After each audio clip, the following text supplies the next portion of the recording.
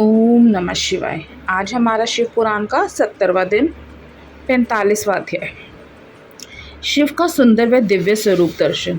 ब्रह्मा जी बोले, हे नारद, उस समय जब देवी मैना ने विष्णु जी के सामने इस प्रकार की शर्त रखी, तब मैंने तुमको भगवान शिव के पास जाने का आदेश दिया। तुमने वहां जाकर उनकी स्तुति की और उन्हें संतुष्ट किया।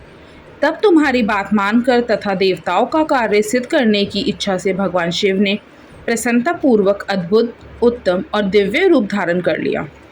उस समय भगवान शिव कामदेव से अधिक रूपवान लग रहे थे।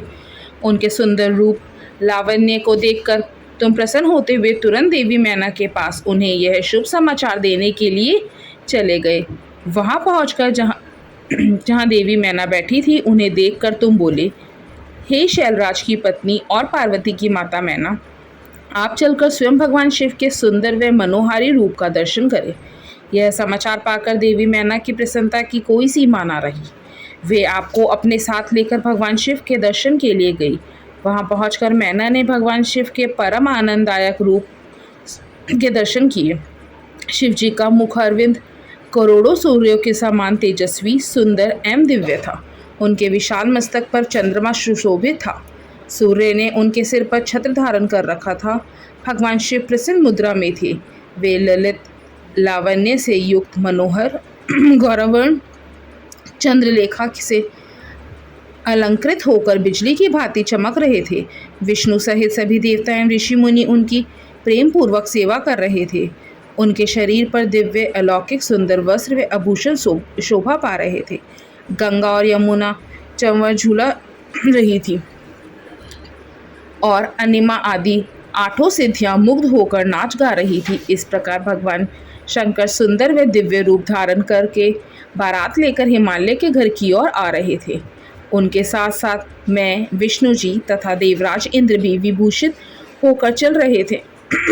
उनके पीछे पीछे सुंदर एवं अनेकों रूप वाले गण, सिद्ध मुनि व समस्त देवता जय जयकार करते हुए चल रहे थे। समस्त देवता इस विवाह को देखने के लिए बड़े ही उत्कंठित थे और अपने परिवार के साथ शिवजी के विवाह में सम्मिलित होने के लिए आए थे।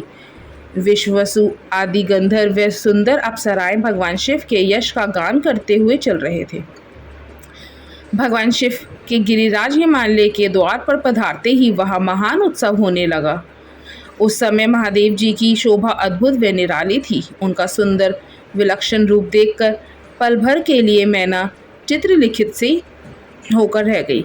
फिर प्रसन्नता पूर्वक बोली, हे देवाधिदेव महेश्वर शिव जी, मेरी पुत्री पार्वती धन्य है जिसने घोर तपस्या करके आपको प्रसन्न किया। मेरा सौभाग्य है कि परम कल्याणकारी भगवान सदाशिव आज मेरे घर पधारे हैं। भगवान अक्षम्य अपराध कर बैठी हूँ।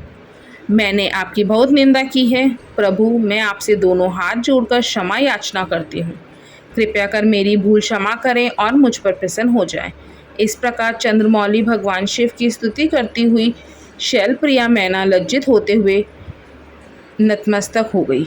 उस समय पूर्वासिनी स्त्रियां सभी घर के कामों को छोड़कर बाहर आकर भगवान शिव के दर्शन की लालसा लेकर उन्हें देखने का प्रयत्न करने लगी। चक्की पीसने वाली ने चक्की छोड़ दी। पति की सेवा में लगी हुई पत्नी पति की सेवा छोड़कर भाग गई। कोई तो दूध पीते हुए बच्चे को छोड़कर भाग गई। इस प्रकार सभी अपने अपने आवश्यक कार्यों को छोड़कर भगवान शिव के दर्शन के लिए दौड़ आई थी। भगवान शिव ने मनोहर रूप के दर्शन करके सब मोहित हो गई। तब सहर्ष शिव जी की सुंदर मूर्ति को अपने मन मंदिर में धारण करके वे बोली, सखियों, हम सबके अहोभाग्य हैं। हिमालय नगरी में रहने वाले नर नारियों के नेत्र आज भगवान शिव के दिव्य स्वरूप का दर्शन करके सफल हो गए हैं। आज निश्चय ही हमने संसार की हर विषय वस्तु को पा लिया है। शिव स्वरूप का दर्शन करने मात्र से ही हमारे सारे पाप नष्ट हो गए हैं। उनकी छवि सर्वथा सब कलेशों व दुखों का नाश करने वाली है। आज उन्हें साक्षात सामने देखकर हमारा जीवन सफल हो गया है। पार्वती ने उत्तम तपस्या द्वारा भगवान शिव को पाकर अपने साथ साथ हम सबका भी जीवन सार्थक कर दिया है। हे पार्वती, तुम निश्चय ही धन्य हो। तुम पर ब्रह्मा परमेश्वर भगवान शिव की अर्धांगिनी बनकर इस जगत को सुशोभित करोगी। यदि विधाता पार्वती शिव का इस प्रकार मेल न कराते तो निश्चय ही उनका सारा परिश्रम निष्फल हो जाता। आज शिव शिवा की इस युगल जोड़ी को साथ देखकर हमारे सारे कार्य सार्थक हो गए हैं। आज वाकई हम सब इनके उत्तम दर्शन से धन्य हो गए हैं। इस प्रकार कहकर वे पूर्ववासिनी स्त्रियां अक्षत, कुमकुम और चंदन से शिवजी का पूजन करने लगी तथा प्रसन्नतापूर्वक उन पर खीलों की वर्षा करने लगी। वे स्त्रियां देवी मैना के पास खड़ी होकर उनके भाग्य और कुल की सराहना करने लगी। उनके मुख से इस प्रकार शुभ व मंगलकारी बातें सुनकर सभी देवताओं को बहुत प्रसन्नता हुई। ओम नमः शिवाय। 46वां अध्याय। शिव का परिछन व पार्वती का सुंदर रूप देखकर प्रसन्न होना। ब्रह्मा जी बोले, नारद भगवान शिव सबको आनंदित करते हुए प्रसन्नता पूर्वक अपने गणों, देवताओं, सिद्ध मुनियों तथा अन्य लोगों के साथ गिरिराज हिमालय के धाम में गए। हिमालय की पत्नी मैना भी अंदर से शिवजी की आरती उतारने के लिए सुंदर दीपकों से सजी हुई थाली लेकर बाहर आई। उस समय उनके साथ ऋषि, पत्नियां तथा अन्य स्त्रियां भी मौजूद थीं। भगवान शिव का मनोहर रूप चारों ओर अपनी कांति बिखेर रहा था। उनकी शोभा करोड़ों कामदेवों के समान थी। उनके प्रसन्न मुखारबिंद पर 3 नेत्र थे। अंग कांति चंपा ने के समान थी। शरीर पर सुंदर वस्त्र और आभूषण उनके व्यक्तित्व में 4 चांद लगा रहे थे। उनके मस्तक पर सुंदर चंद्र मुकुट लगा था। गले में हार तथा हाथों में कड़े तथा बाजूबंद उनकी शोभा बढ़ा रहे थे। चंदन, कस्तूरी, कुमकुम और अक्षत से उनका शरीर विभूषित था। उनका रूप दिव्य और अलौकिक था, जो अनायास ही सबको अपनी ओर आकर्षित कर रहा था। उनका मुख अनेकों चंद्रमाओं की चांदनी के समान उज्जवल और शीतल था। ऐसे परम सुंदर और मनोहारी रूप वाले दामाद को पाकर हिमालय पत्नी मैना की सभी चिंताएं दूर हो गई। वे आनंद मग्न होकर अपने भाग्य की सराहना करने लगी। शिवजी को दामाद बनाकर स्वयं को कृतार्थ मानने लगी और अपनी पुत्री पार्वती, अपने पति हिमालय तथा अपने कुल को धन्य मानने लगी।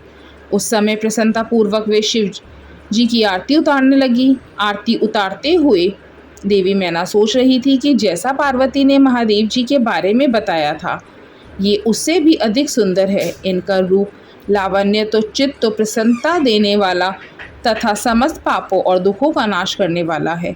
विधि पूर्वक आरती पूरी करने के पश्चात मैना अंदर चली गई। उस समय उस विवाह में पधारी युवतियों ने वर के रूप में पधारे परमेश्वर शिव के सुंदर, कल्याणकारी और मनोहर रूप की बहुत प्रशंसा की। वे आपस में हंसी ठिठोली कर रही थी, साथ ही साथ अपनी सखी पार्वती के भाग्य की भी सराहना कर रही थी कि उसे शिवजी जैसे वर की प्राप्ति हुई है। वे मैना से कहने लगी कि हमने तो इतना सुंदर वर किसी के विवाह में भी नहीं देखा। पार्वती धन्य है जो उसे ऐसा पति प्राप्त हो रहा है। भगवान शिव के सुंदर मनोहारी रूप के दर्शन करके सब देवताओं सहित ऋषि मुनि बहुत प्रसन्न हुए। गंधर्व भगवान शिव के यश का गान करने लगे तथा अप्सराएं प्रसन्न होकर नृत्य करने लगी। उस समय गिरिराज हिमालय के यहाँ आनंद ही आनंद था।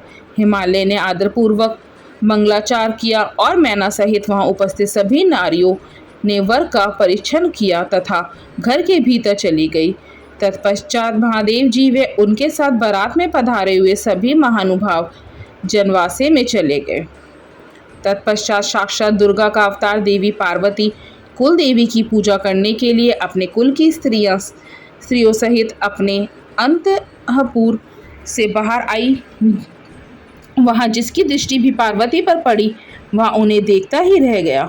पार्वती की अंगकांति नील अंजन के समान थी। उनके लंबे, घने और काले केश सुंदर चोटी में गुथे हुए थे। मस्तक पर कस्तूरी की बेदी के साथ सिंदूरी बिंदी उनके रूप लावण्य को बढ़ा रही थी। उनके गले में अनेक सुंदर रत्नों से जड़े हार शोभा पा रहे थे। सुंदर रत्नों से बने केयूर, वलय और कंकन उनकी भुजाओं पर विभूषित कर रहे थे। रत्नों से जड़े कानों में के कुंडल दमकती शोभा से उनके गलों पर अनुपम छवि बना रहे थे। उनके मोती के समान सुंदर व सफ़ेद दांत अनार के दाने की भांति चमक रहे थे। उनके होठ मधु से भरे बिंबफल की तरह लाल थे। महावर पैरों की शोभा में वृद्धि कर रही थी। उनके अंगों में चंदन, अगर, कस्तूरी और कुमकुम का अंगराग लगा हुआ था। पैरों में पड़ी पायजेब से निकली घुंघरुओं की रुनझुन उनकी आवाज़ कानों में मधुर मधुर संगीत घोल रही थी। उनकी इस मंत्रमुग्ध छवि को देखकर सभी देवता उनके सामने नतमस्तक होकर जगत जननी पार्वती को भक्तिभाव से प्रणाम कर रहे थे। उस समय भगवान शिव भी उनके इस अनुपम सौंदर्य को कनखियों से देखकर हर्ष का अनुभव कर रहे थे। पार्वती के अनुपम रूप को देखकर शिवजी ने अपनी विरह की वेदना को त्याग दिया। पार्वती के रूप ने उनको मोहित कर दिया था। इधर पार्वती ने कुल देवताओं की प्रसन्नता के लिए उनका विधि विधान से पूजन किया। तत्पश्चात वह अपनी सखी और ब्राह्मण पत्नियों के साथ पुनः महल में लौट गई। उधर मैं विष्णु जी व भगवान शिव भी अपने अपने स्थान पर ठहर गए। ओम नमः शिवाय।